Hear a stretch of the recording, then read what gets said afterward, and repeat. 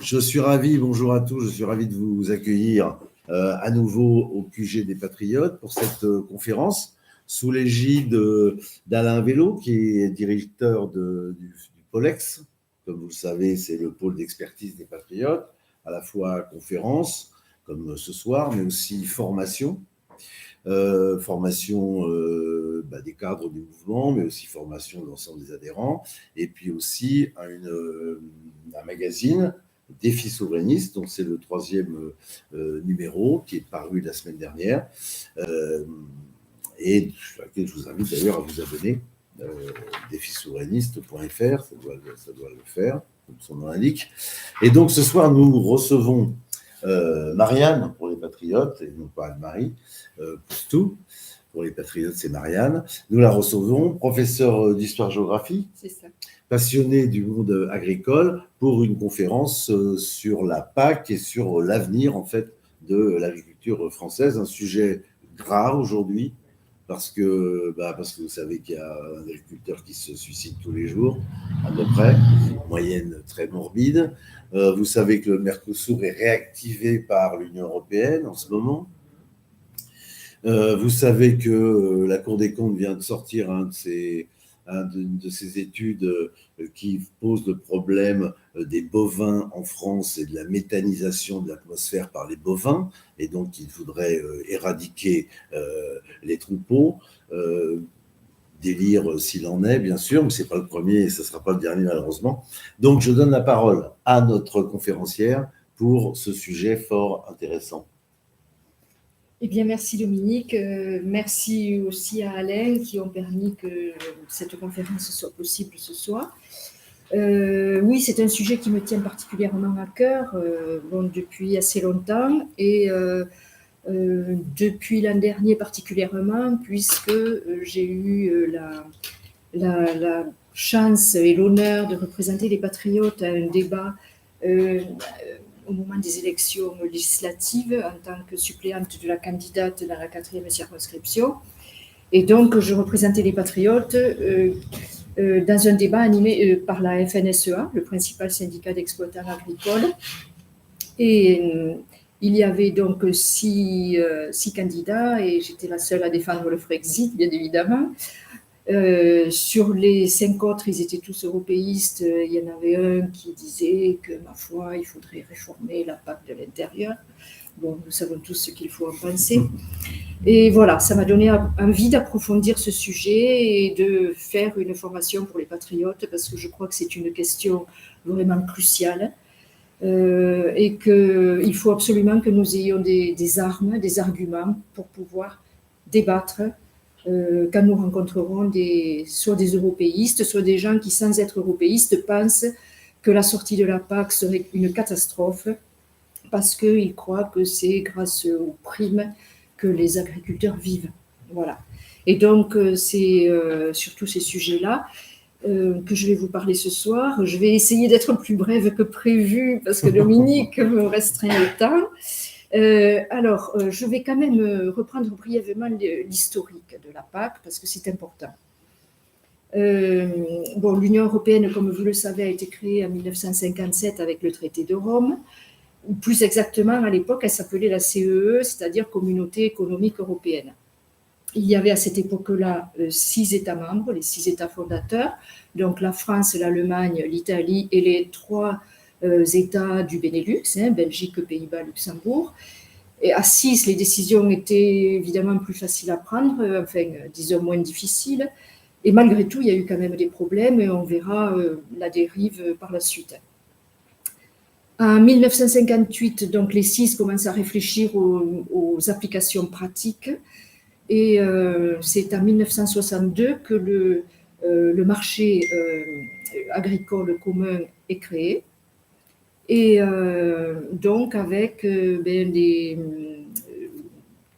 directives d'application pratique et la création du FEOGA, c'est-à-dire le Fonds européen d'orientation et de garantie agricole, c'est-à-dire le fonds auquel cotisent, abondent les États membres.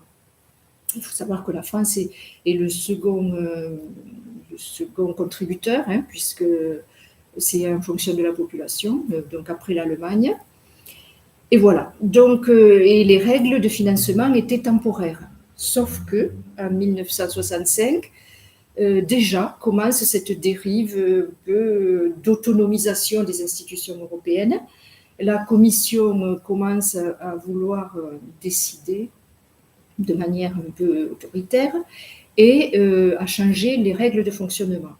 Jusque-là, les décisions étaient prises tant au niveau du Conseil de l'Europe qu'au niveau du Conseil des ministres, pas à la règle de l'unanimité. Donc, chaque État membre avait un droit de veto, en quelque sorte. Sauf que la Commission européenne décide subitement de passer à la règle de la majorité qualifiée. Ce qui veut dire concrètement que pour des décisions qui impactent lourdement l'avenir d'un des pays membres, eh bien, il suffisait de 4 États qui votaient pour que ça passe. Voilà. Donc le général de Gaulle, qui évidemment a vu tout de suite venir cette dérive contre la souveraineté de la France. Alors j'ouvre une petite parenthèse parce qu'en fait le général de Gaulle, il était favorable à la politique agricole commune, dans laquelle il voyait un débouché pour les productions françaises, donc une chance pour la France, mais il avait une conception tout à fait différente de cette Union européenne qu'on a aujourd'hui, là, qui se détache de plus en plus des populations et des États membres pour prendre des décisions de manière autoritaire. Et le général de Gaulle voyait plutôt une coopération entre les États membres où chaque État restait souverain. Et du coup, eh bien, il y a eu des discussions très houleuses. Et finalement, il a décidé, enfin le gouvernement français de l'époque a décidé qu'ils allaient boycotter les réunions, du Conseil des ministres de l'Agriculture, entre autres.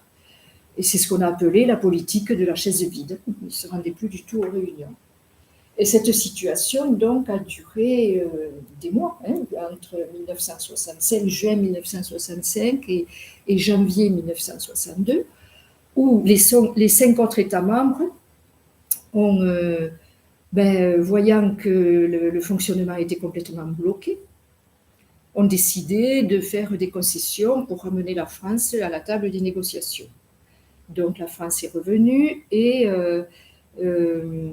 finalement, au bout de ces négociations, il y a eu un compromis, qui est le compromis de Luxembourg, en janvier donc 1966. Et ce compromis consistait en ce que lorsqu'il y avait des décisions qui devaient se prendre et qui mettaient en jeu,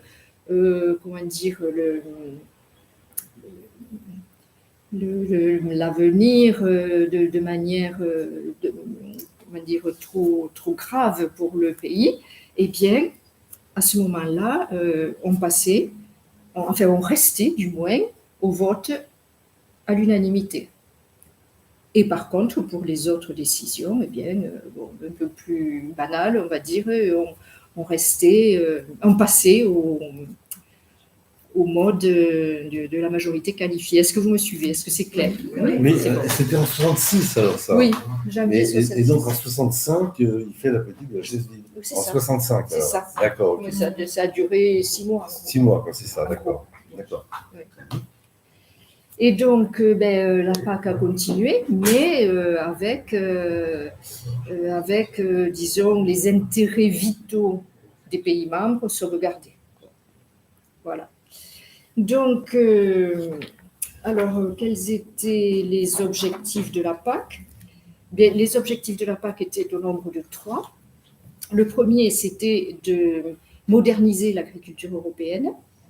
Le second, de pourvoir à l'alimentation, de fournir des denrées alimentaires pour toute la population de la CE à des prix abordables.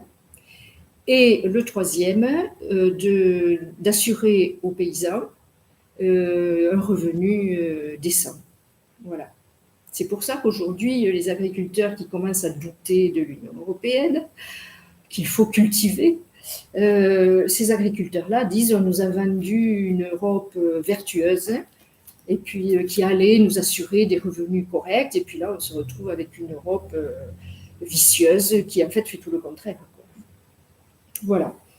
Alors, quels étaient les moyens de la mise en œuvre de ces objectifs? Alors, au nombre de 3, d'abord, moderniser l'agriculture. Ensuite, augmenter le rendement, forcément, pour fournir la nourriture nécessaire. Et ensuite, ça c'était prévu de toute façon par le traité de Rome de la CEE, c'était d'abattre les frontières douanières. Alors revenons un petit peu en arrière. L'objectif primordial du traité de Rome, c'était de créer un marché unique, c'est-à-dire abattre toutes les frontières douanières, supprimer les droits de douane aux frontières. Alors, vous savez, les taxes douanières, en fait, beaucoup de gens les ont critiquées, mais en fait, c'est ce qui permet de protéger les productions nationales en mettant des taxes sur les produits importés lorsqu'ils concurrencent de manière déloyale les produits français. Ce qui est légitime quand on veut un État indépendant et quand on veut protéger les productions nationales. C'est ce qui s'appelle le protectionnisme. C'est ce que pratiquent beaucoup de pays au monde, et notamment les États-Unis. Et alors, on le reproche à la France, enfin, on reproche, disons, aux patriotes de vouloir remettre ça, alors que c'est tout à fait normal et naturel. Voilà, donc là, la politique agricole commune, donc, elle supprime les taxes douanières aux frontières, autrement dit, elle crée le marché unique, où les marchandises circulent librement, sans entrave, en attendant que ce soit les capitaux et, un peu plus tard, les travailleurs. Alors, on peut voir 2 grandes étapes dans la mise en œuvre de la politique agricole commune. La première étape, c'est de la naissance du marché agricole commun en 62 et jusqu'au milieu des années 80, en gros. Et on va dire que c'est une étape plutôt ascendante. Et à partir du milieu des années 80, là, on peut vraiment parler d'étape de phase descendante. Alors, je m'explique. Dans la phase ascendante, c'est la mise en place de la modernisation. Comment se passe cette modernisation? Eh bien, vous savez, je pense tous qu'avant, le travail agricole se faisait avec la main-d'œuvre humaine et la traction animale. On voyait des charrues tirées par des bœufs, des chevaux, voilà. Alors les paysans travaillaient, eux, leurs familles, les voisins, et puis on se rendait les services mutuellement, ça se terminait par des grands repas, ça entretenait, on va dire, une solidarité, une convivialité à la campagne. Alors, la modernisation donc, commence avec le tracteur, de plus en plus sophistiqué, jusqu'à aujourd'hui, ces tracteurs que vous voyez avec des cabines hyper sophistiquées, là on dirait vraiment le tableau de bord d'une fusée. Ils sont reliés aux satellites pour tout, pour la météo, pour la géolocalisation, bref. Et mais tout un tas d'engins agricoles, je ne vais pas vous faire un cours là-dessus. Et notamment les moissonneuses-batteuses. Alors, quand c'est des engins trop gros, trop chers, ils se groupaient en coopérative pour pouvoir. Il y a un CUMA, une coopérative d'utilisation, d'usagers de machines agricoles. Et voilà. Mais du coup, le second moyen, ça a été la sélection des semences. Alors, la sélection des semences, ça consiste à croiser 2 ou plusieurs variétés parmi les plus productives pour obtenir une variété encore plus productive. Et au départ, cette tâche était confiée aux chercheurs de l'INRA, l'Institut national de la recherche agronomique, créé à cet effet d'ailleurs, et c'était libre en quelque sorte. Sauf que depuis, il y a de plus en plus des entreprises privées qui se sont emparées de ce domaine. Vous avez tous connu Monsanto, hein. Vous savez que Monsanto a été racheté par l'allemand Bayer. Voilà. Et donc, les graines maintenant sont brevetées. Et donc, il faut les acheter tous les ans. Alors, je m'explique. Au départ, les graines, le paysan, il gardait une partie de sa récolte pour les ressemer à l'automne. Sauf que là, c'est plus possible parce qu'avec ces graines-là, elles ne reproduisent pas la même chose l'année suivante. Il faut donc les racheter tous les ans. Ça a un coût, évidemment. Et surtout, c'est une dépendance. La France est dépendante de firmes transnationales. Si ces firmes-là veulent augmenter le prix très fort, eh bien, elles peuvent le faire. Et si elles veulent aussi couper les vivres, elles peuvent refuser de les vendre. Voilà. Donc on est passé des semences fermières aux semences, comment dire, industrielles et disons dépendantes des grands groupes industriels. Oui, c'est ça. Alors le troisième moyen, c'était l'utilisation d'intrants chimiques. D'abord les engrais organiques donc, sont remplacés par les engrais chimiques à base d'azote, de phosphate et tout ça. À Toulouse, on a eu la chance à l'époque d'avoir l'ONIA, l'Office national des industries de l'azote, lequel ONIA est devenu l'APC, azote et produits chimiques, et qui ensuite est devenu AZF. AZF, dont vous avez tous entendu parler, je ne vous fais pas de dessin. Voilà. Il faut dire que la ville s'est agrandie, au départ c'était à la campagne. La ville s'est agrandie et du coup elle s'est retrouvée en zone urbaine. C'était pas prévu. Voilà. Donc, à part les engrais, il y a eu aussi des produits chimiques pour lutter contre les ennemis des plantes. Donc, d'abord les maladies, dont les champignons de toutes sortes, le mildiou et tout ça, donc des fongicides. Et puis, des produits pour lutter contre les insectes ravageurs, des insecticides. Alors au début, c'était l'entreprise Rhône-Poulenc qui faisait tout ça. Alors pareil, l'entreprise Rhône-Poulenc, elle a été plus ou moins sacrifiée. Et aujourd'hui, c'est Bayer, toujours les Allemands. Voilà. Bien. À part ça, le dernier moyen de la modernisation, ça a été le remembrement. Alors en quoi consiste le remembrement? En fait, c'est pour le paysan, c'est à partir de sa parcelle principale, de regrouper des petites parcelles pour l'agrandir et pour se trouver à la tête d'un terrain beaucoup plus grand. Alors, soit par échange avec d'autres agriculteurs quand c'était un peu trop loin de chez l'un ou chez l'autre, ou alors par rachat lorsqu'un agriculteur part à la retraite ou décède. Voilà. Du coup, il a fallu abattre les haies qui entouraient les petits champs, les murettes, les chemins creux, les combler, etc. Ce qui fait que d'un paysage de bocage, avant il y avait du bocage partout, sauf peut-être dans le bassin parisien, la grande plaine du Nord, mais partout ailleurs on avait le bocage. Et en fait on s'est retrouvé avec des paysages de champs ouverts à l'américaine. Les champs ouverts, en fait c'est la traduction de open field en anglais, c'est-à-dire c'était les paysages dans les grandes plaines du Middle West et tout ça, quoi. Et en URSS aussi d'ailleurs.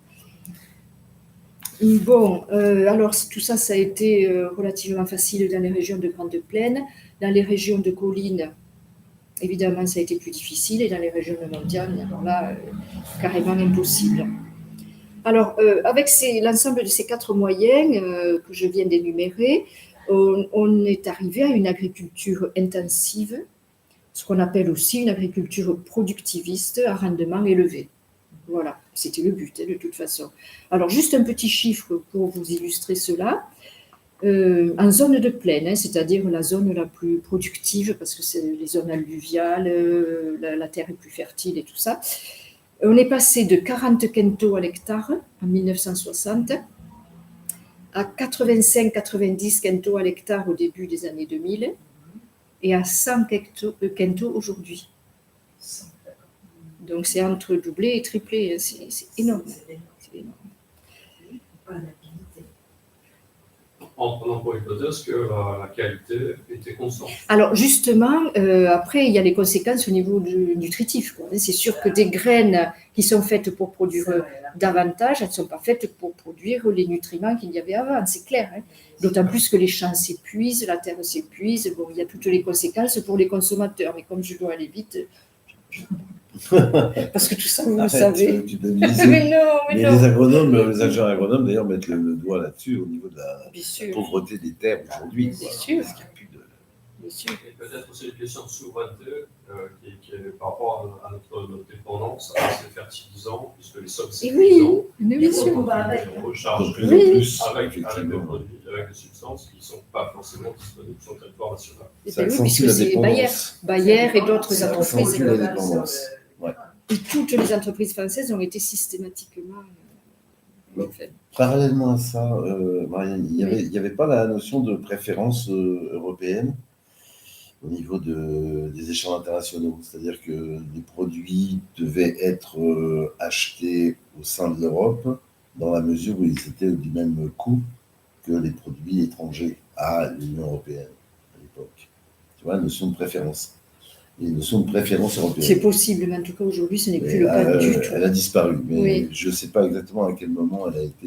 Et Elle a disparu, mais elle prévalait dans ces années-là. ben, dans les dernières décennies, je ne saurais pas le citer exactement. Et tu sais, pour maintenir les mais prix, il y avait cette idée qu'il y avait des stocks, tu sais, extrêmement Oui. importants. oui, Parce que justement, ça permettait de maintenir les prix. oui, Ils s'écoulaient petit à petit pour pas que les prix s'emballent, oui, etc. oui, oui, Tu vois, oui, de façon oui. à ce qu'ils puissent maintenir. Ben, ils tu ont vois. plutôt tendance à laisser les Et puis après, ça s'est Oui. évité, oui, tout à fait. Vas-y, excuse-moi. Non, mais pas du tout. Ouais, il va falloir creuser cette question-là. Mhm. Alors, la conséquence numéro 1, ça a été l'endettement des agriculteurs, parce que bien évidemment, la plupart des agriculteurs n'avaient pas les liquidités pour acheter les engins, les produits chimiques, les graines, tout ça. Bon. Et donc, il y a eu création de la DDA, la direction départementale de l'agriculture. Les conseillers agricoles sont passés démarcher les agriculteurs pour leur dire si tu te modernises, tu auras plus de rentrées d'argent, tu pourras avoir un meilleur niveau de vie, construire une maison plus confortable, la carotte, quoi. Puis après, il y avait le bâton.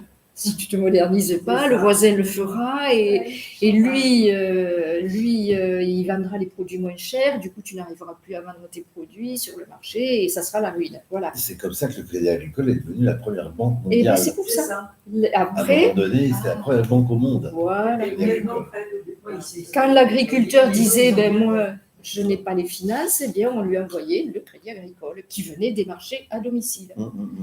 Et donc, du coup, entre la carotte et le bâton, eh bien, ceux qui ont refusé, ils ont été ruinés. S'ils étaient à l'âge de prendre la retraite, eh bien, soit les enfants reprenaient, mais bon, ils avaient toutes les chances d'être ruinés après. Soit les enfants, c'était les années 60 et on valorisait plutôt les emplois de bureau. Ça enclenchait l'exode rural, quoi. Et bien voilà, c'est ça. Donc, peut-être qu'ils sont allés se réfugier dans le marché de l'agriculture biologique ou du label. ah non, c'était beaucoup là. Ça n'existait pas. C'était les années 60. Là, on parle des années 60. Oui. Oui. Non, on parle là des années 60. Et oui, c'est un peu l'historique pour comprendre pourquoi on en est arrivé là où on en est aujourd'hui. Donc, les campagnes se sont désertifiées, puisque, là aussi, je vais vous citer quand même quelques chiffres. En 1954, donc avant la PAC, les agriculteurs représentaient entre 26 et 27% de la population active totale de la France. Plus d'un quart. Aujourd'hui, c'est moins de 5%. C'est 4%. Il y a une dégringolade massive, quoi. On a pu dire, dans des commentaires là, de sociologues, que de manière silencieuse, les campagnes françaises ont été frappées par le plus grand plan social jamais exécuté. Et sur une distance, un laps de temps très court, en fait. Aucune profession dans toute l'histoire de France n'a vu ses effectifs diminuer de manière aussi brutale. Et en fait, ça a été la fin des paysans. Les paysans qui étaient en relation avec la nature, qui connaissaient les animaux, les plantes, les cycles de la vie. Ça a été fini. On est passé aux agriculteurs, c'est-à-dire aux exploitants agricoles. Ce qui n'est pas la même chose. Le phénomène d'industrialisation. Pardon ? Le phénomène d'industrialisation. Oui, mais c'est ça. C'est-à-dire qu'en fait, ceux qui avaient les moyens ou qui s'étaient endettés ont racheté les terres de ceux qui ont fait faillite. Et on a eu une couche de nouveaux agriculteurs. Il y a eu une concentration des terres entre les mains beaucoup moins nombreuses. Et du coup, les campagnes se sont désertifiées. Pourquoi ? Parce que les petits commerçants, les épiceries, tous les petits artisans qui étaient à la fois les clients et les fournisseurs des agriculteurs, ils ont fait faillite à leur tour. Et c'est comme ça que la population rurale, là je parle de population rurale, c'est-à-dire tout le monde, Eh bien, en fait, elle est passée de 36,7 millions d'habitants en 1960 à 14,9 8 ans plus tard, 1968. C'est-à-dire un déficit de 22 millions d'habitants. C'est énorme. C'est énorme. Bon, enfin bref. Et voilà. Alors, je passe à la seconde phase, c'est à partir du milieu des années 80. Alors là, évidemment. Excuse-moi de te couper, et en même temps, c'est vrai, dans ces années-là, il y avait tout un système de coopératives, pas Oui. seulement agricoles, mais aussi Oui. commerciales. Oui, Tu sais, il y avait des Oui. coopératives, tu vois. tout il y à avait fait. Et elles y sont toujours les d'ailleurs. scopes, les trucs, ouais, mais c'est Ouais. de manière extrêmement réduite. Et quoi. puis, c'est Avant, plus les c'était- mêmes, c'est plus les mêmes maintenant. Ouais. Elles sont tout à fait dans le système, hein, les coopératives de maintenant. Hein. Elles fournissent le matériel, elles fournissent les intrants chimiques. Mais moi, je Elles, parle même voilà. non, mais je parle même de moi de l'alimentation. Tu Ah vois, oui, les magasins Oui, d'alimentation, les oui, coopes, oui, il y les avait Spar, plusieurs et tout ça, là, systèmes comme ça, oui. qui C'est juste. étaient quand même des systèmes qui n'étaient pas des systèmes complètement mutualistes, mais qui n'étaient pas non plus des systèmes totalement Tout à fait. capitalistes. Tu vois, Tout il y à avait fait. un système de régulation. Quoi. Ben justement, je Et voulais en parler, mais comme favoriser. tu me dis Non, mais d'accélérer. arrête. Non, ce que je voulais dire, c'est que pendant la même période, là, en fait, les commerçants, les petits commerçants là, des campagnes, des villages, en fait, ils ont fait faillite eux aussi parce qu'ils ont été remplacés au début par des supérettes, ensuite par des supermarchés, et puis après par des hypermarchés. C'est ça. Et les grandes surfaces, en fait, elles ne s'approvisionnent plus du tout auprès des agriculteurs. Elles s'approvisionnent auprès de centrales d'achat. Et les centrales d'achat, en fait, si vous voulez, entre l'agriculteur et la centrale d'achat, c'est David contre Goliath, quoi. Et les agriculteurs, ils ne font pas le poids. Et en fait, ils ont créé des coopératives justement pour essayer de faire un peu plus de poids dans les négociations sur les prix. Sauf que bon, c'est toujours David et demi contre Goliath, quoi, hein, voilà. Et donc, en fait, on est arrivé à un moment donné où cet excès de production, ça a fait beaucoup de produits qui arrivaient sur le marché, une offre de plus en plus importante. Et normalement, dans un pays où c'est la loi du marché, un pays capitaliste, quoi, quand l'offre augmente, il faut que la demande augmente parallèlement et dans les mêmes proportions. C'est-à-dire en fait que la consommation augmente dans les mêmes proportions. Or, il y a bien eu le baby boom bon, qui a un peu absorbé la production, mais pas complètement. Pas complètement. Et en fait, quand l'offre augmente beaucoup plus rapidement que la demande, il suffit de 1% de décalage. Ça donne la surproduction. Et il suffit de 1% de surproduction pour avoir les conséquences que l'on sait, à savoir l'effondrement des prix. Il y a eu un effondrement des prix, mais absolument désastreux quoi, pour les agriculteurs. Ces agriculteurs qui s'étaient endettés, en fait, et qui pensaient pouvoir rembourser leurs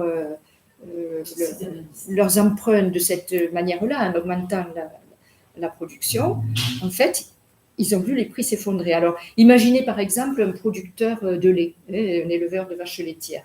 Il avait investi dans un cheptel plus grand, dans des bâtiments d'élevage, dans une salle de traite automatisée, voilà, des treilleuses automatiques, et puis, en fait, les prix s'effondraient.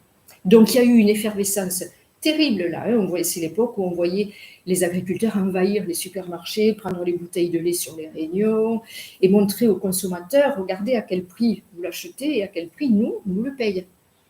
Et il y a eu des mobilisations géantes d'agriculteurs. Ils faisaient des manifestations devant les préfectures, ils bloquaient les portes, ils déversaient du fumier, même des bidons de lait. Enfin bon. Et à Agen, par exemple, il y a des agriculteurs qui m'ont raconté, ils allaient camper sur des terrains vagues pendant une semaine complète et les gens allaient leur porter le matin du café, des croissants et tout. Il y avait une véritable solidarité, quoi. Et bonjour, bonsoir. Et donc, la FNSEA, donc le principal syndicat d'exploitants agricoles, qui est très, très proche et très impliqué dans le système de l'Union européenne, n'aime pas trop qu'il y ait de l'effervescence comme ça. Donc, elle est allée à Bruxelles pour négocier et voir ce qu'on peut faire pour calmer ces agriculteurs en colère. Et la Commission européenne, qu'est-ce qu'elle a dit? Elle a dit, ben, écoutez, vous voulez que les prix remontent? C'est simple, il faut réduire la production. c'est toujours pareil, dans les crises de surproduction, on procède à ce qu'on appelle la destruction de l'appareil productif. Alors là, ça a consisté en quoi? Ça a consisté à imposer des quotas de production. On n'a pas le droit de produire plus. Voilà. Donc, pour mon producteur laitier, là, c'était, voilà, tu n'as pas le droit de vendre plus que ça. Et pour les agriculteurs, par exemple, un producteur de blé ou de tout ce que vous voudrez de betterave, en fait, c'était mettre les terres en jachère, carrément. On est allé jusqu'à leur imposer 25% de leurs terres en jachère. Donc, voilà, alors qu'il y a des gens qui ne mangent pas à leur faim, en fait, on détruit des moyens de production. Voilà. Et en échange de subventions, peut-être. Alors, justement, la condition pour que les agriculteurs acceptent, c'était de leur verser des primes. Eh bien oui, sinon ils étaient les grands perdants. Oui, à l'hectare, mais on les achète, bien sûr, on croit les acheter, mais en fait, ils ne trouvent pas leur compte là-dedans. Parce qu'il faut maintenant qu'on parle de gros sous, parce qu'en fait, on va parler de chiffres. Hein.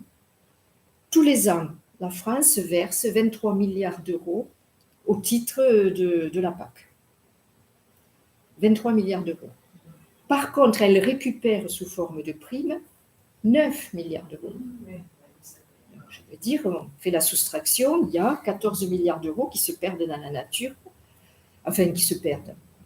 Disons qu'une grande partie va pour aider les nouveaux pays entrant dans l'Union européenne à moderniser leur agriculture. Parce qu'entre-temps, bien entendu, là, je n'ai pas trop eu le temps d'en parler, mais entre-temps, il y a eu les élargissements successifs. En 1973 au pays du Nord, en 81, 86 au pays du Sud, là, la Grèce, l'Espagne et le Portugal, et à partir de l'effondrement de l'URSS en 91 au pays de l'Est. Et donc, à chaque fois, il faut financer la modernisation de l'agriculture de ces États-là.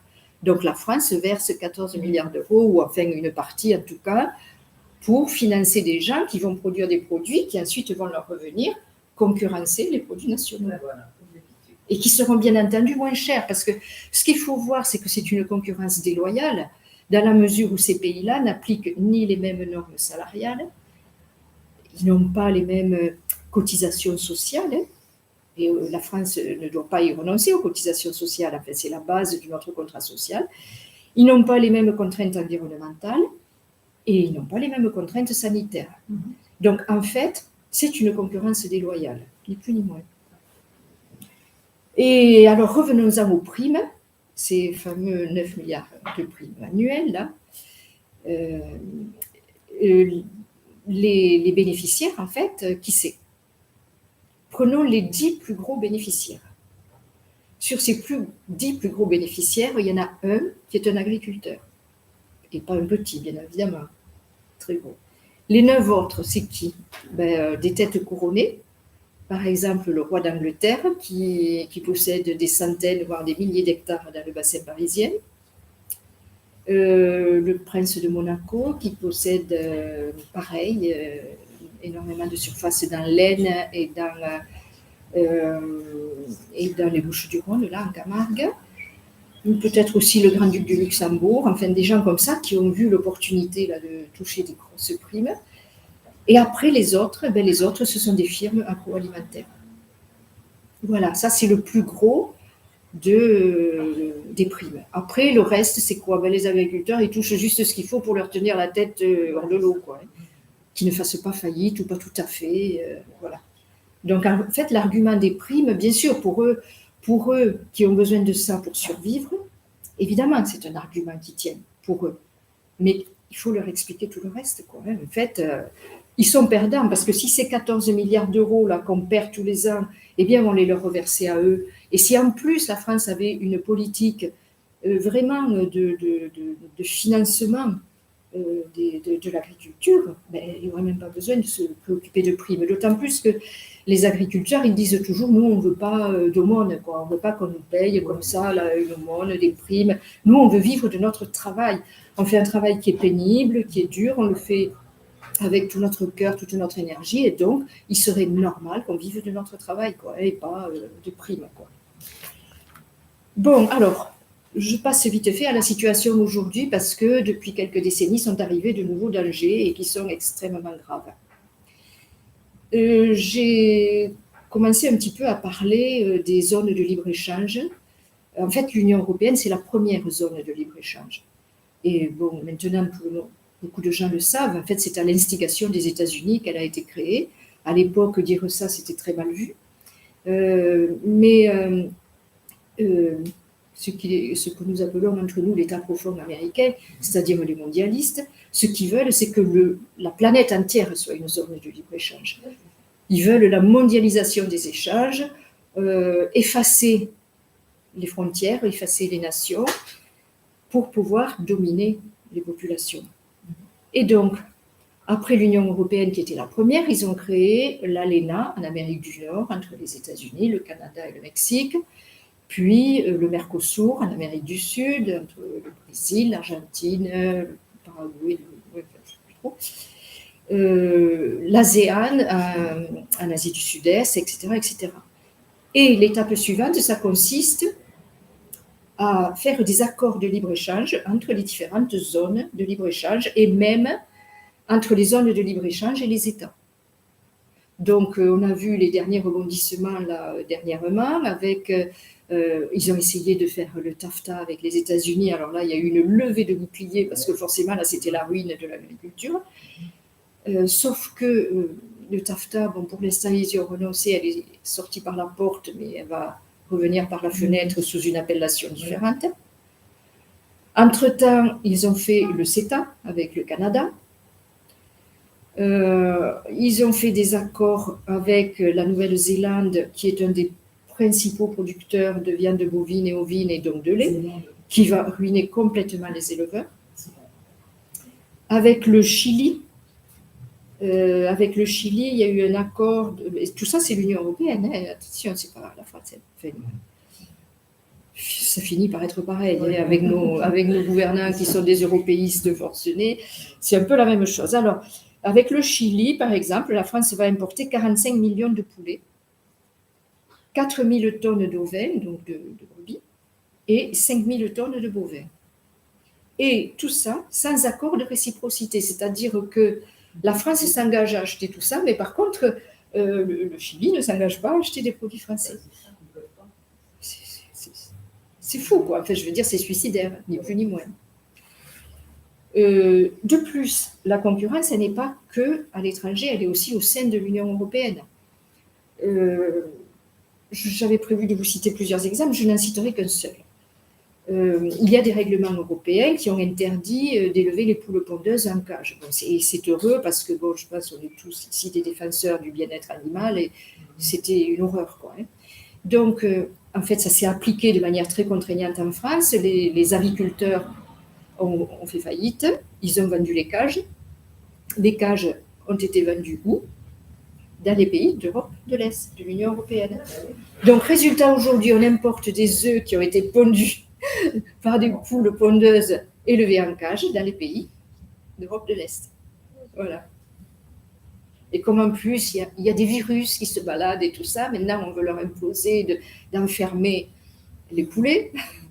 Donc, il faut les enfermer, mais il ne faut pas les enfermer, il faut les détruire, il faut les tuer. Maintenant, on apprend qu'il faut tuer aussi les bovins, comme ils ont fait, vous avez vu, aux Pays-Bas, là. Hein. Voilà. Alors, les éleveurs des Pays-Bas sont en train de s'organiser, et j'espère qu'ils arriveront, mais il faudrait que les agriculteurs français s'organisent, parce que là, on va tuer tout le cheptel, quoi. Hein. Bon, voilà. Alors, deuxième très grand danger, c'est le problème des semenciers. Alors, j'ai déjà commencé à vous en parler, je n'y reviens pas sur les semences industrielles qui concurrencent les semences fermières, mais il y a un deuxième danger. C'est que, comme leurs revenus baissaient sans arrêt, les agriculteurs se sont laissés tenter par les sirènes des semenciers qui leur ont dit, écoutez, au lieu de produire des cultures vivrières, c'est-à-dire destinées à l'alimentation de la population, vous allez produire des cultures semencières, c'est-à-dire produire des cultures pour les graines. Alors, ça peut servir pour des carburants bio, par exemple, des carburants verts, hein, pour pour le colza, par exemple, ou la betterave. Ça peut servir pour plein d'autres choses, des OGM, je ne sais trop quoi. Enfin bon, voilà. Ça rapporte davantage. Donc, du coup, ils n'ont pas eu le choix. Ils se sont lancés là-dedans, notamment dans le sud-ouest. Dans le sud-ouest, alors là, énormément d'éleveurs se sont lancés dans les cultures semencières. Ça veut dire qu'il y a des terres en France, énormément de terres qui sont gelées pour les cultures vivrières. Enfin, gelées, je m'entends. Qui ne sont pas utilisées pour les cultures vivrières. Qui pourraient l'être, mais qui ne le sont pas. Et donc, tout ce qu'on ne produit pas, il faut l'importer. Et donc, si vous voulez, c'est très... ça rapporte plus, mais c'est très contraignant. Et il faut que les rangées soient au centimètre près, qu'il y ait une rangée de mâles, une rangée de femelles, dans un ordre bien particulier, qu'il y ait une distance importante avec le voisin qui va faire des cultures vivrières, sinon il y a pollinisation croisée, c'est un danger. Et du coup, ils sont contrôlés sans arrêt. Ils ont des contrôleurs qui viennent là les voir toutes les semaines et ils sont surveillés par satellite. Et ils ont appris le mois dernier qu'il allait y avoir 3 passages de satellites pour les surveiller chaque semaine. Et les données sont évidemment stockées. Et alors, quand ils font la moindre petite erreur, on leur enlève, hop, un malus sur leur prime. Alors, quand ils reçoivent leur prime, là, ils regardent, oula, il manque de... Voilà. Alors, il y en a un qui m'a dit, mais vous plaignez là qu'il y a le crédit social à la chinoise qui va arriver et tout. Mais nous, ça fait longtemps qu'on a le crédit social. Ça fait longtemps. Quoi. Je veux dire, on est surveillé, contrôlé, tracé, et puis on a des malus. Si on n'a jamais de bonus, par contre, on a des malus. Voilà. Et bon, bref. C'est une forme de taylorisation, en fait, du monde agricole. Complètement, complètement. C'est horrible. Et alors, je vais passer parce que figurez-vous que dans le monde agricole, il y a aussi un certain cabinet de conseil que vous connaissez bien, qui est très répandu dans le monde et dont les services sont très coûteux. Bon, McKinsey, pour le nommer. McKinsey s'est lancé dans le domaine agricole depuis une trentaine d'années et devinez où? À Bruxelles, avec un centre technologique pour l'agriculture qui regroupe des agronomes, des nutritionnistes, des climatologues, des analystes de données numériques et de statistiques, etc.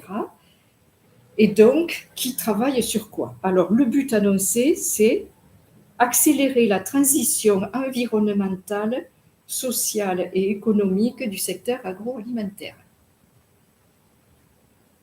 Bon, les moyens mis en œuvre. Alors, il y a la mise en place d'un simulateur d'agriculture régénératrice.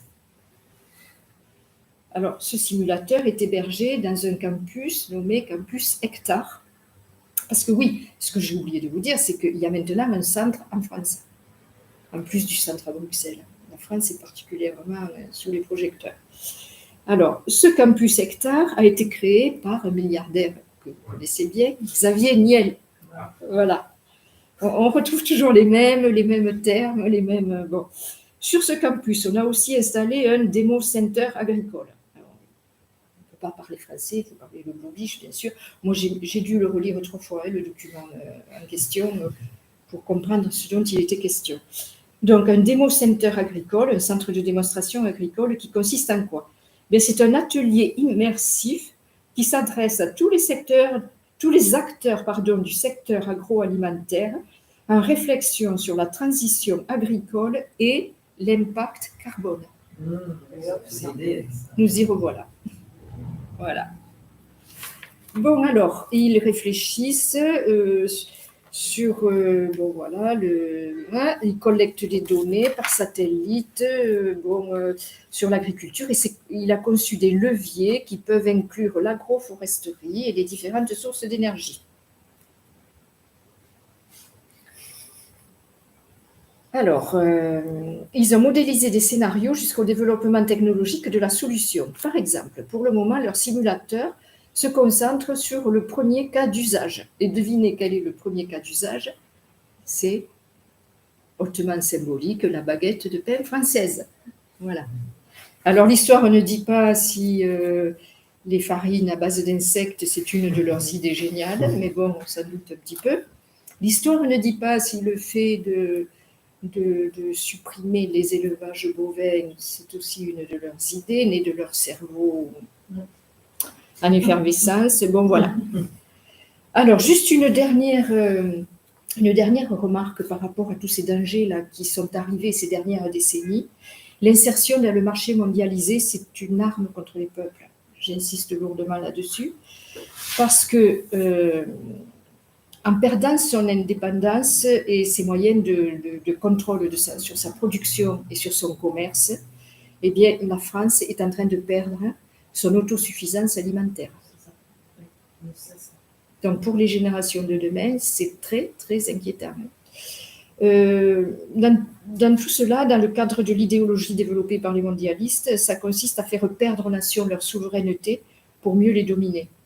Et comment les dominer? Eh bien, les dirigeants mondialistes états-uniens, puisque ça date quand même, depuis les années 50, ont désigné cela sous le vocable de food weapon, c'est-à-dire l'arme alimentaire, qui consiste à placer un pays autrefois indépendant sous dépendance totale. C'est-à-dire que si demain ils veulent nous refuser l'importation de toutes ces choses, les graines, les produits, puisqu'on ne les produira plus, ou tout ce que vous voulez, ils pourront le faire. Voilà. Si un pays désobéit et ne rentre pas dans l'idéologie dominante, eh bien, on pourra user de ces leviers pour le contraindre.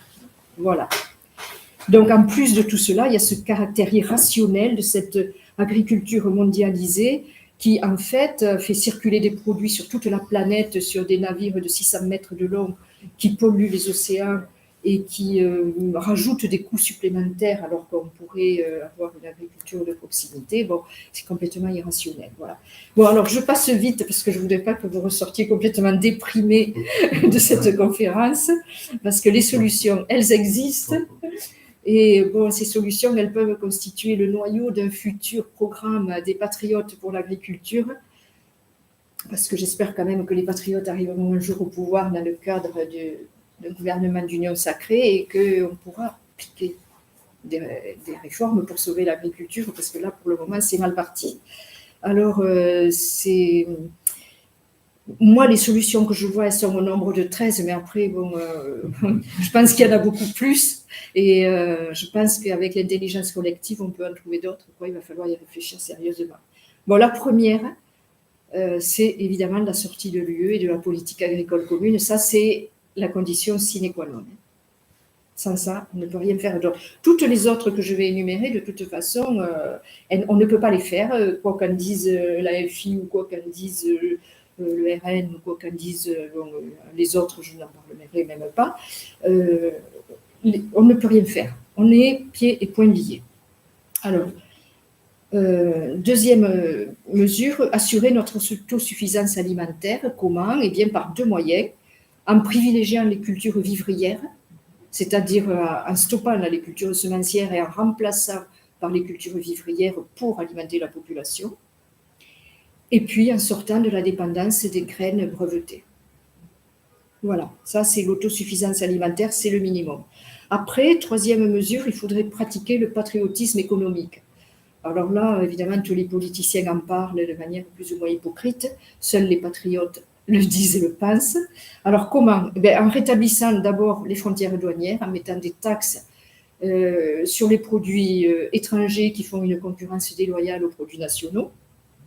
Et puis, dans tous les appels d'offres de l'État, que ce soit dans les cantines scolaires, dans l'alimentation des hôpitaux ou tous les services publics, il y a des appels d'offres, eh bien, il faut absolument donner la priorité aux produits nationaux sur les produits étrangers.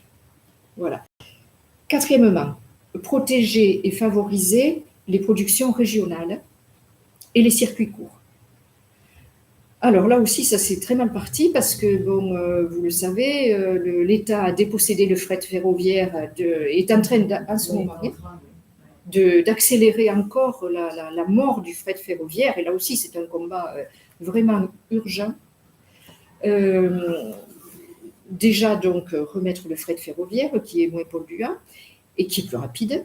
Et surtout, favoriser les productions régionales parce que c'est moins coûteux, c'est moins polluant. Les camions, ça détruit les routes, ça pollue et en plus, ça alourdit les coûts de production finalement. Voilà. Cinquièmement, relocaliser les productions indispensables. Bon, on parlait tout à l'heure des poules pondeuses, mais je pense par exemple aux taurillons, vous savez, les jeunes taureaux. Ils sont élevés en France jusqu'à l'âge de 1 an et demi et ensuite ils sont envoyés en Italie pour être engraissés, ce qui est complètement irrationnel. En plus, pour eux, le transport est très pénible. Enfin, je veux dire, c'est grave d'un point de vue du bien-être animal. Et en plus, pourquoi ne pas les engraisser en France? En fait, c'est ridicule, quoi.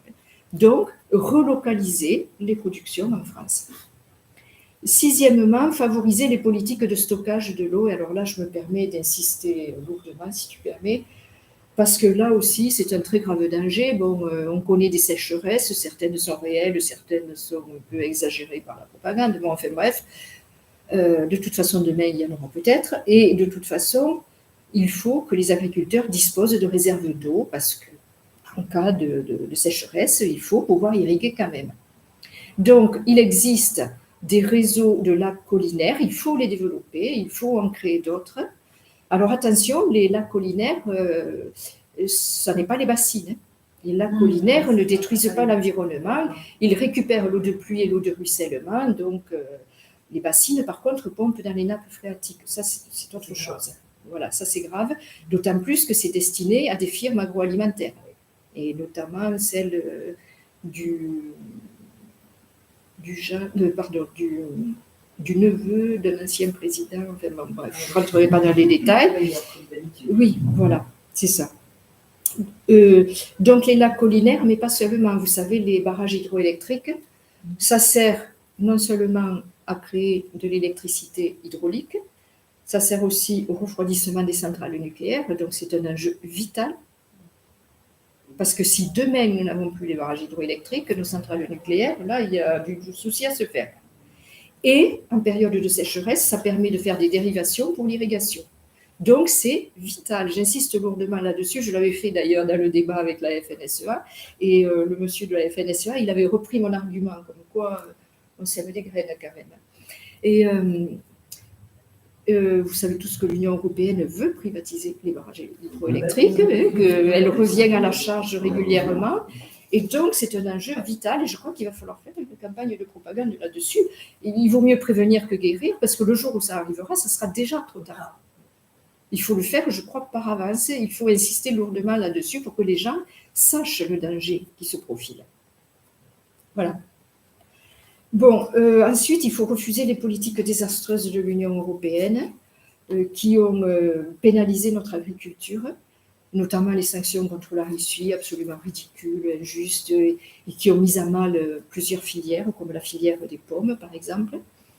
Mais aussi ces accords de libre-échange là, avec l'Ukraine, qui sont en train de mettre à mal la filière des céréaliers, et qui en plus nous fait importer des graines semencières, qui sont même propres à la consommation, d'après ce que j'ai appris, et que quand même on va nous faire manger.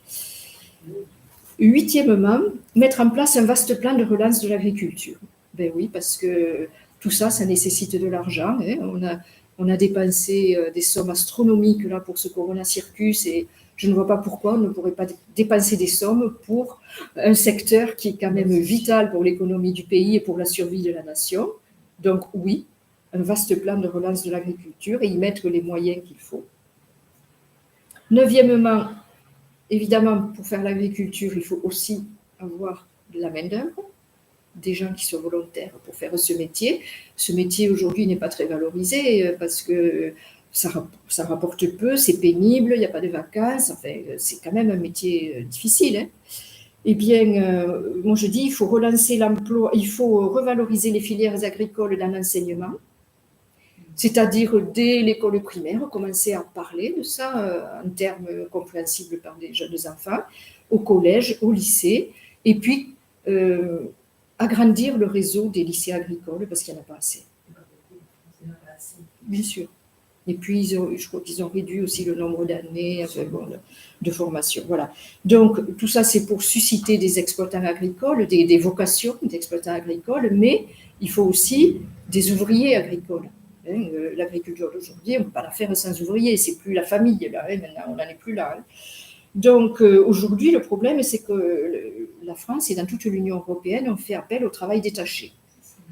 Donc ça, c'est grave parce que ça ruine nos caisses de retraite et de sécurité sociale. Et puis, en fait, ça entérine le fait qu'il n'y aurait que des travaux saisonniers, c'est-à-dire au moment des récoltes, des moissons, etc. Or, c'est faux. Tous les agriculteurs, si vous discutez avec eux, vous disent « mais non, on peut créer des CDI, des emplois qui ne soient pas précaires, des emplois à durée indéterminée, parce qu'il y a des tâches quotidiennes. Les engins agricoles, ils tombent en panne, il faut les réparer. Puis il y a plein d'autres tâches, bon, je ne vais pas rentrer dans les détails, mais eux, ce qu'ils réclament, c'est des CDI, quoi. Et évidemment, il faut revaloriser les salaires parce que les ouvriers agricoles, ils ont besoin, comme tout le monde, de nourrir une famille, d'élever des enfants, etc. Voilà. Et puis voilà. Donc, mettre fin au travail détaché, qui est une honte. Et pour l'agriculture, il faut des finances, il faut des acteurs, de la main-d'œuvre, il faut aussi des terres quand même. Or, aujourd'hui, il y a un énorme problème avec les terres, c'est que la spéculation immobilière autour des grandes métropoles est terrible et que les terres agricoles disparaissent à vue d'œil. Je ne sais pas si vous regardez, si vous vivez en banlieue, vous voyez, les terres agricoles, elles disparaissent, il y a des projets immobiliers de toutes sortes, des logements, des centres commerciaux qui prennent beaucoup de place.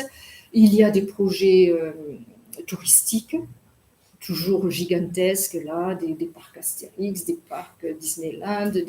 En Dordogne, on est en train de détourner le cours de la Dordogne, là, du côté de Bergerac, là, pour faire des complexes de navigation de plaisance, là, pour le tourisme de luxe, je vous le demande un peu. En plus, on détourne le lot, on gèle des terres agricoles, en fait, c'est une horreur, quoi. Alors qu'on manque de terres agricoles. Et alors, tout ça, ça fait monter les prix des terrains, évidemment, c'est de la spéculation. Et voilà, les jeunes qui veulent s'installer n'ont plus les moyens d'acheter les terres. Alors, il y avait un organisme qui était chargé de faire ça, normalement, c'était la SAFER. Ouais. Sauf que la SAFER, de plus en plus, elle donne la priorité à des projets comme ce que je viens d'énumérer. Donc voilà, il va falloir redonner du pouvoir à la SAFER, mais il va falloir la contrôler pour qu'elle fasse les missions pour lesquelles elle a été créée quand même, de manière convenable. Voilà. Et puis, il faudra... On a aussi des actions citoyennes qui visent à se réapproprier la terre pour pouvoir contrôler ce qu'on fait sur ces terres. Ben oui. Je pense par exemple à la terre de Lyon. Oui. Oui. Voilà, peut-être une initiative mais pour développer davantage. J'étais assez favorable à ça au départ, et puis en me renseignant, je me suis rendu compte qu'en fait, derrière, il y avait des gens qui achetaient des terres et qu'on ne sait pas trop du tout ce qu'elles vont devenir, ces terres, quoi. On ne sait pas trop à l'initiative de qui c'est fait. Et en fait, ce sont des terres qui, un jour, peuvent passer entre des mains de privés et qui peuvent accélérer justement la dépossession des terres par les Français. Je sais qu'ils ont fait la même chose pour les pays sous-développés. Je me souviens à l'époque d'avoir signé des pétitions contre ça, parce que, en fait, pour défendre des paysans, vous savez, des natifs, là, notamment en Amazonie et tout ça, ils disaient on va acheter des terres là-bas. Ouh là, quand j'ai vu ça, moi je me suis dit non, alors j'ai envoyé une lettre là pour leur dire que c'était hyper dangereux, mais en fait c'était peine perdue parce qu'en fait ils sont manipulés. Ce sont des ONG qui sont manipulés par les mondialistes justement, et ça je l'ai compris après. Au départ, j'étais comme vous, je pensais. Oui, même s'il y a des initiatives de temps en temps qui sont sympathiques, valables, etc. Puis De Gaulle disait en France, quand on met pas un peu d'État dans les choses, ça merdoie. Voilà, c'est ça. C'est ça. C'est ça. Il faut se méfier des initiatives privées parce qu'on ne sait pas trop qu'est-ce qu'il y a derrière. Voilà. Et surtout les ONG, on ne peut pas s'en contenter. C'est ça. Localement, ça peut être intéressant. Ce type d'initiative qui viserait. Aujourd'hui, les gens se sont, par rapport à ce qu'on vient de dire, les gens sont désintéressés de la nourriture. Depuis les années 60, on voit que la nourriture, ça coûte de moins en moins cher. Et ça a permis de pouvoir gagner du pouvoir d'achat. Il y a une Si derrière on veut sortir de ce modèle industrialisé. Oui, il faut changer les mentalités, on est bien d'accord, mais ça c'est une affaire de propagande. Je pense qu'un gouvernement patriote qui arriverait au pouvoir, il parlerait de tout ça, quoi. Je veux dire, tout gouvernement patriote qui arrive au pouvoir, il fait une campagne d'information auprès des populations. Ça passe par l'instruction, par l'école. C'est ça, Mais ça bien revient sûr. quand même. Ça veut dire qu'il y a une double problématique. C'est une prise de conscience qu'il faut sortir de ce modèle productiviste à titre individuel. Tout à fait. Tout à fait. J'accepte de payer plus cher pour oui. être sur une troupe pondeuse élevée en batterie en Pologne, bien sûr. mais sur quelque chose de plus qualitatif. Oui. J'accepte de payer plus cher ou des questions de financement pour pouvoir permettre de financer ça. Tout à fait. Il y a cet aspect-là, cette prise de conscience et ce financement, puisqu'il va falloir accepter de payer une nourriture plus chère.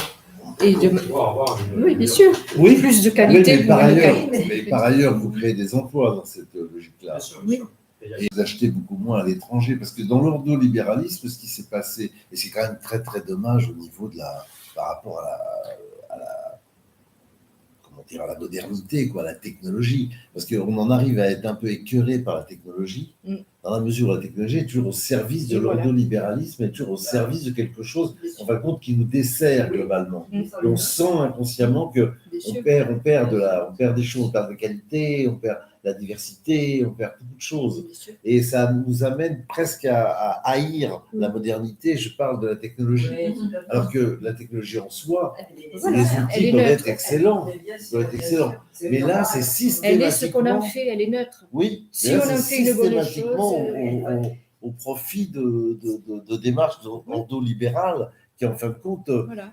Et je reviens sur ce que tu disais, c'est-à-dire qu'effectivement, quoi...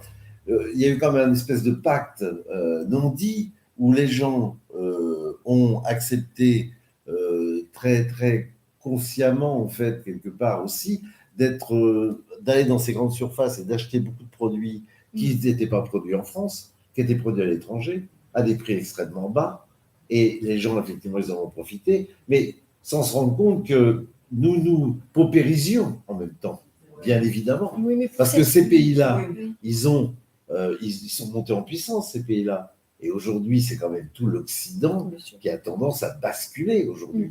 Vous avez vu que dans l'ordre du monde, certains pays, et non des moindres, vous voyez ce que je veux dire, deviennent effectivement extrêmement dominants sur la scène internationale et commencent à se passer de premier des pays occidentaux, et qui est une calamité à bien des égards, c'est-à-dire les États-Unis.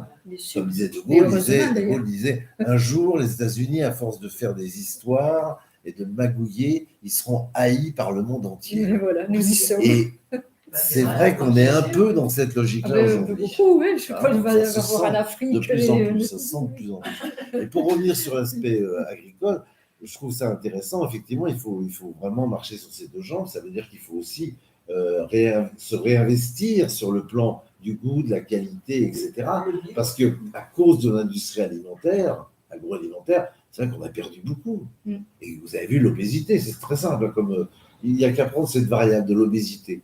Et on voit en France la progression qu'opère l'obésité. Alors on n'est pas aux États-Unis, c'est terrifiant aux États-Unis, c'est une catastrophe. Moi, je suis allé aux États-Unis, j'ai eu l'occasion comme ça à plusieurs reprises. Et vous connaissez le Kentucky Fried Chicken, c'est invraisemblable.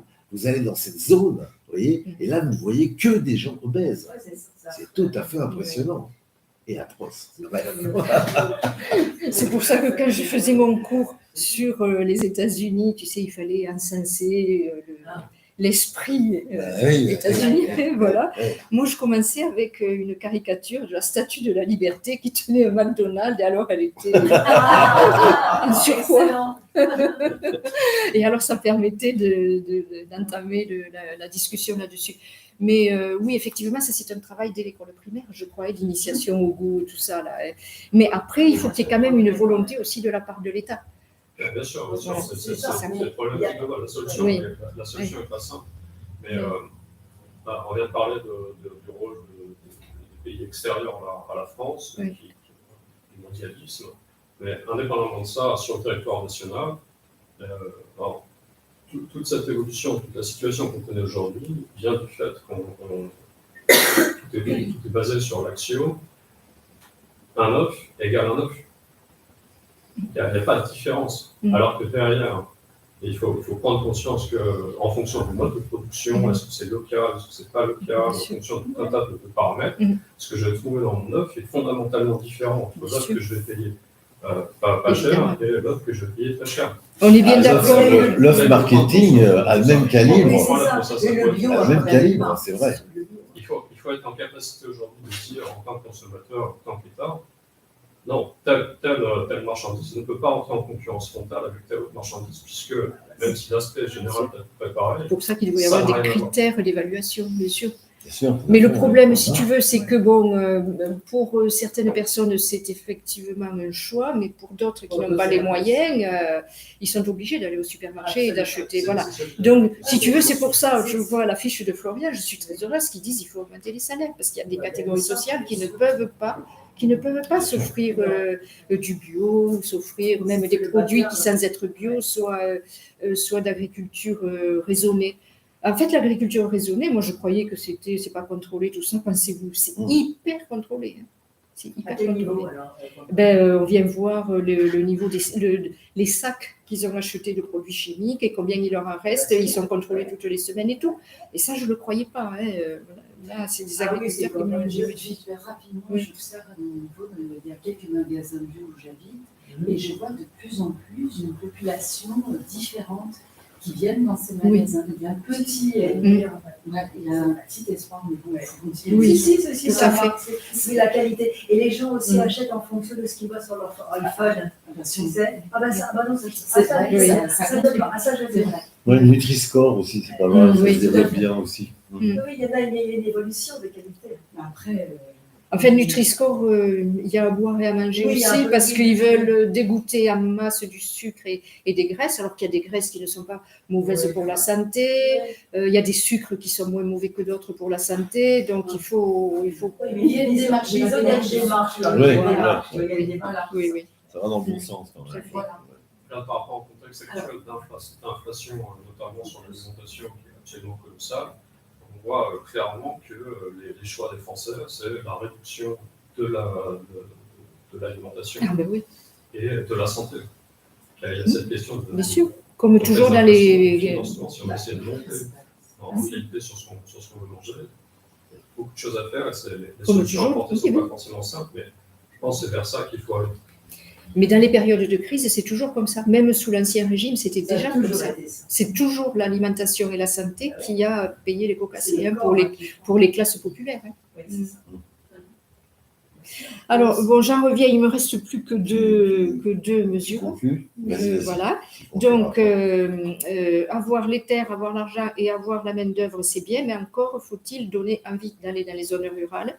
Il faut revitaliser les zones rurales en réimplantant les services publics, parce que là, pour le moment, on a fermé les écoles, on a fermé les bureaux de poste, il n'y a plus de médecins, il faut attendre 6 mois pour avoir un médecin, y compris en cas d'urgence. Il n'y a plus de maternité, on est en train de fermer les maternités, il faut partir à l'hélicoptère, il y en a qui accouchent à l'hélicoptère, enfin, c'est une horreur. Donc, il faut réimplanter les services publics et mettre fin aux zones blanches sanitaires, mais médicales. Et enfin, en dernier, moi je dirais, celle-là je l'ai rajoutée là, développer et réorienter le rôle de l'INRA. C'est-à-dire que plutôt que de faire des recherches autour des OGM et tout ça, ça serait bien qu'ils fassent des recherches autour de la manière d'assainir les terres qui ont été polluées. Je sais qu'il y a des pays qui ont travaillé là-dessus. J'ai vu un reportage sur Cuba qui a fait des choses admirables là-dessus, puisqu'ils en étaient à la monoculture plus ou moins du tabac. Ils avaient des champs très pollués et puis en fait ils ont fait des choses magnifiques. Donc en fait on pourrait faire des échanges d'expériences, il y a d'autres pays qui ont dû en faire aussi, et voir comment on pourrait redonner vie à des terres qui aujourd'hui sont en mauvais état. Voilà, donc toutes ces mesures, je trouve qu'il faudrait les promouvoir quand on discute avec les gens et puis en attendant de les mettre en application. Le gouvernement patriote. Voilà, j'ai assez parlé, je vous laisse la parole. On a déjà commencé le débat et on peut continuer peut-être. Merci à toi, mais on va aussi poser des questions. Vous avez des questions sans doute? N'hésitez pas.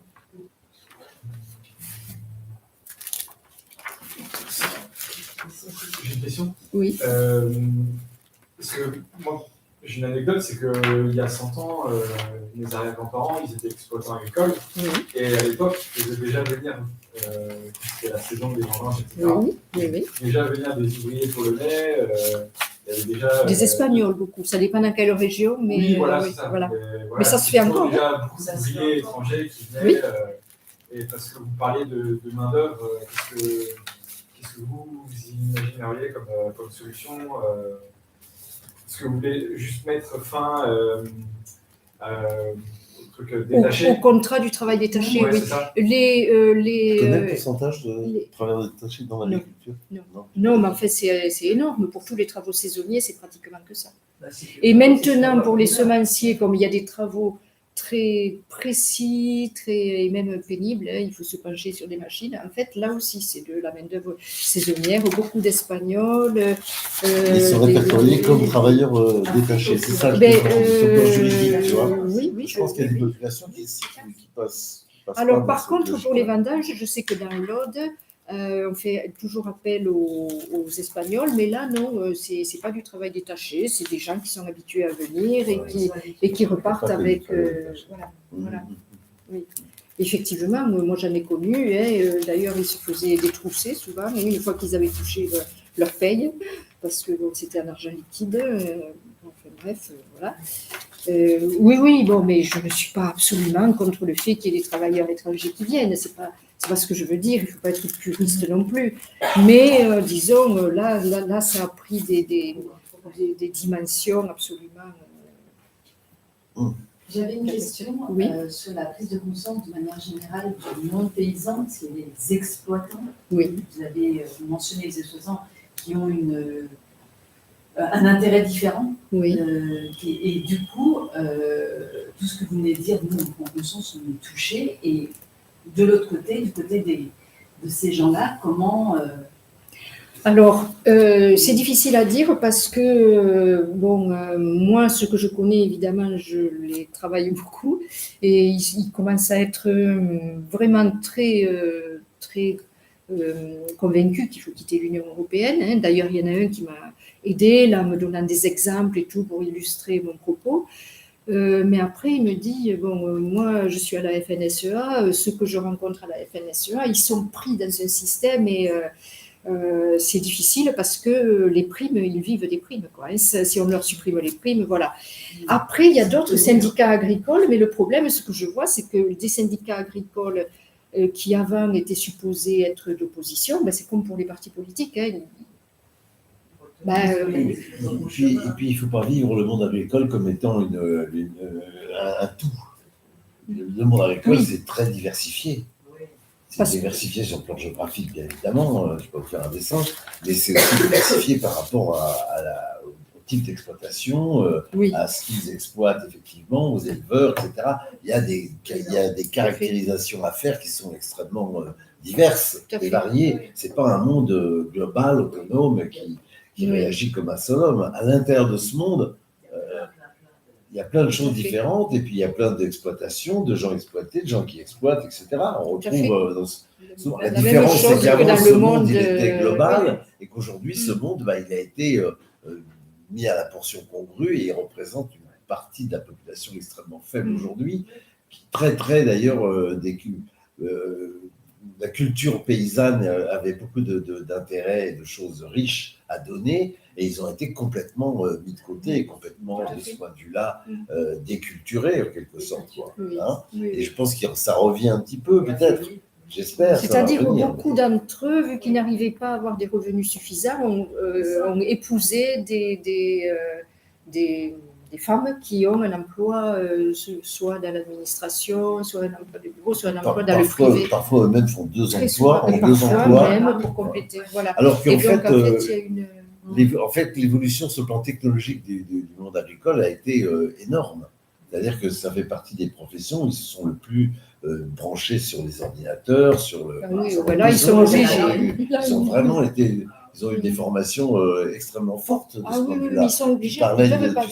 Tu parlais du tracteur qui avait les appuis, les machins, etc. Mais Ils pour sont tout, pour la extrêmement comptabilité, pointus. pour la Ils sont météo, ouais, pour la ils sont comptabilité, très pour tout ça, pointus, mais ils ils sont plus pointus que extrêmement moi. Ils gèrent leur terre Pour moi, aussi par c'est clair. informatique. J'ai vu ça au Exactement. Canada. Ils gèrent leur terre sur le plan informatique. Oui. C'est quand même. Et ils programment leur tracteur pour faire le tour comme ça et tout. Et puis après, ils attendent. Enfin, il faut quand même. De ce point de vue-là, la modernité technologique est intéressante parce qu'elle apporte des choses et puis elle apporte aussi, elle leur apporte aussi un certain confort aussi. Bien évidemment, c'est pas aussi dur que ça l'a été le métier, quoi. Non, mais c'est vrai que c'est la mort des petits exploitants. Ah, mais ils sont morts depuis longtemps. Maintenant, c'est les moyens. C'est ça qu'il faut voir. Maintenant, c'est même plus les petits, c'est les moyens. Parce que les petits sont morts là. Oui. Suicide et compagnie. Les moyens petits, on va dire. Moyens petits et moyens. Ceux qui ont une activité céréalière, tu peux plus avoir d'activité céréalière si tu n'es pas. Enfin, si tu le fais, mais avec une autre activité en complément. Soit de l'élevage, soit. Alors, a-t-on une porte d'entrée éventuellement, justement, au point de vue patriotique, c'est-à-dire consommation, production nationale, concernant par exemple les exploitants qui sont tenus par les AOC, les appellations d'origine contrôlée, puisque d'après ce que j'ai pu voir dernièrement, mais ce n'est pas la seule chose qui a été attaquée, par exemple le cidre. Le cidre en France est 100% pomme. Et là, actuellement, il y a une réglementation européenne qui fait que le cidre français 100% pomme se retrouverait en concurrence directe avec le cidre 100% concentré de jus qui viendrait de Chine. Donc, avec l'Europe de l'Est. Alors, ils ont merci. Il y a aussi l'histoire de, justement, comme tu dis, le miel. Il y a aussi l'histoire, tout ce qui est fromage, tout ce qui est terroir. Mais pour tout ce qui est terroir. Oui, voilà. tout à fait. Est-ce qu'on n'a pas justement une carte à jouer sur ce plan-là? Parce que ces gens-là vont être à très court terme, ils vont mourir. Parce qu'ils sont en train de consommer quelque chose qui est en train de les consommer. Ils ne se rendent pas compte que là, ils vont disparaître parce qu'ils sont au même niveau que ceux d'Europe de l'Est qui font par exemple du foie gras, mais 4 Mais bien sûr, mais absolument, oui, qui arrivent par camion la nuit, là on le voit, ça va. Justement, on parlait de tout ce qui était agriculture, élevé en batterie, ils n'ont même plus de plumes, enfin on mange des choses horribles. Bien sûr, on voyait bien sûr. On ne mangerait plus. Oui, c'est ça. Donc voilà, mais il n'y a pas moyen justement, est-ce que vous constatez justement une prise de conscience de la part, ne serait-ce que de cette catégorie d'agriculteurs? Pour en revenir aux AOC, les AOC, ils ont disparu là. Maintenant, ça a été remplacé par une autre appellation, mais qui est beaucoup moins contraignante. Voilà. C'est comme le bio, parce qu'avant, nous avions le AB, qui était très contraignant, qui était un vrai bio. Et maintenant, c'est EcoCert. C'est des choses très, très basses.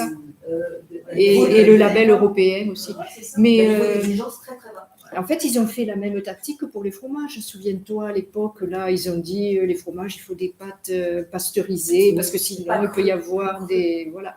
Ils voulaient les interdire, les pâtes crues, l'Union européenne. Bon, là, pareil, il y a eu une levée de bouclier et finalement, ça ne s'est pas fait. Mais ils repassent à la charge. Et ils repassent à la charge pour tout ce qui est les cultures, justement, traditionnelles et qui enrichissent toute une région. Je prends l'exemple de la lavande. La lavande, voilà, ils sont en train de la déclarer toxique. Voilà. C'est dingue, ils vont tuer la lavandiculture. Ça donne quoi pour la lavande finalement? Alors, la lavande, en plus, d'abord, ils voulaient la classer toxique, autrement dit, ne la conserver que pour les parfums et pas du tout pour... En fait, ils veulent mettre les huiles essentielles et tout ça sous contrôle des magasins spéciaux qui ne soient pas les magasins bio. Mais en plus, j'ai cru comprendre qu'il y avait une maladie qui s'y était mise, comme par hasard, comme toujours. Voilà.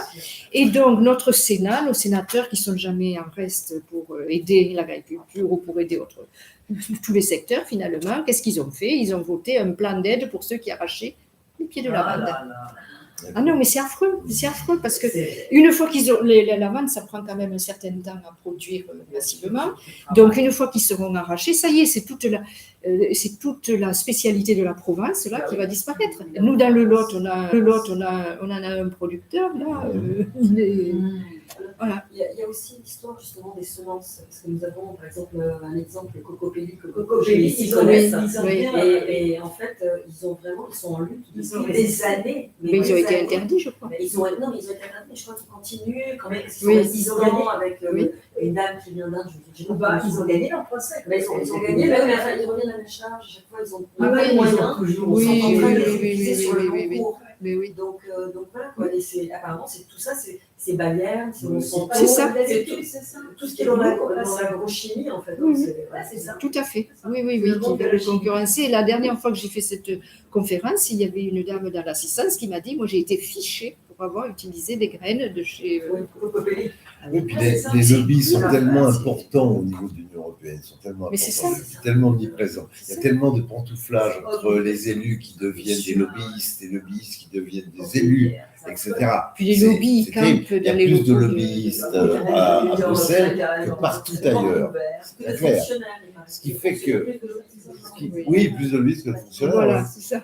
Ce qui est complètement quand même dramatique de ce point de vue-là, c'est qu'en fait l'Union européenne, c'est une productrice de normes, mais pas de normes qui vont à l'encontre justement de ces grosses industries chimiques, d'accord, mais des normes qui vont qui détruisent le vivant et la culture séculaire, effectivement, que nous connaissions. Et ça, c'est quand même un risque majeur. C'est un risque majeur d'uniformisation. C'est terrifiant. Ils produisent de la norme. Ils produisent de la norme parce que incroyable. Ce dont ils ont besoin, c'est de pouvoir vendre à des gens indifférenciés, voilà. des produits indifférenciés. Dans des chaînes, ça veut dire que ce serait un peu comme des chaînes, voilà, comme un Ibis à Paris, et même qu'un Ibis à Marseille. C'est comme un Donc ça veut dire que ce sera beaucoup plus simple parce qu'ils font des économies d'échelle substantielles qui leur permettra encore d'accroître leurs revenus qui sont déjà monstrueusement indécents. Ne serait-ce que pour cette raison, il est urgent de sortir de l'Union. Je crois que nous serons tous d'accord là-dessus. Et je crois que nous pourrons même terminer peut-être là-dessus. Qu'en pensez-vous ? On termine et on applaudit.